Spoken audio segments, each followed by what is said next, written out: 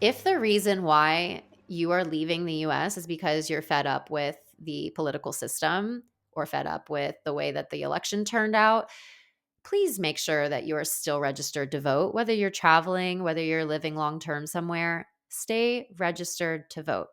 Apply for a mail in ballot, an absentee ballot. When I was living in Australia, I was there during the 2016 election.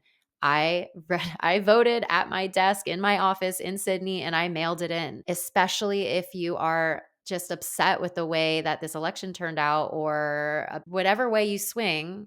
Stay registered to vote. Have your say in the country that you were a citizen of. It's just so important. And also, like, what happens in the US trickles out to the rest of the world as well. So where you're living in isn't immune to what's happening in the US. So stay registered, have your say.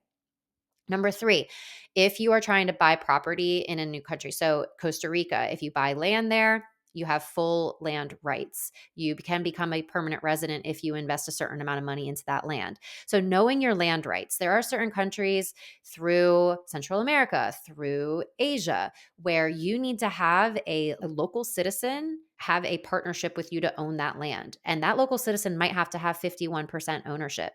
Some countries, they don't even let foreigners invest in land. You can lease the land for 99 years. So, getting very clear about what your rights are as a landowner if you're going to invest in property in those countries. Also, knowing your renter's rights if you're going to rent over there, knowing which type of visa you need to be able to do that. Do you need to be a permanent resident in order to rent? Getting very clear about what your rights are as a renter. Number 4 is kind of goes in line with the visas and what you're allowed to work, but what are you going to do for work? Are you a remote worker? Do you make US-based money in a US-based account? How are you going to access that money? What kind of transfer or transactional fees are there to move US-based money into your, let's just say, Portuguese bank account? Is there an issue with the currency exchange? What's that going to look like? You're going to lose a bit of money on currency exchange if you're transferring large amounts of money from US into your new country's currency. So just keeping all of those things in mind. Number 5, talked about this a lot with Lauren, but do you have a will in place? Do you have a plan in place? Do you have a healthcare surrogate? Are these documents recognized in the country that you're spending significant amount of time in? That's a huge thing.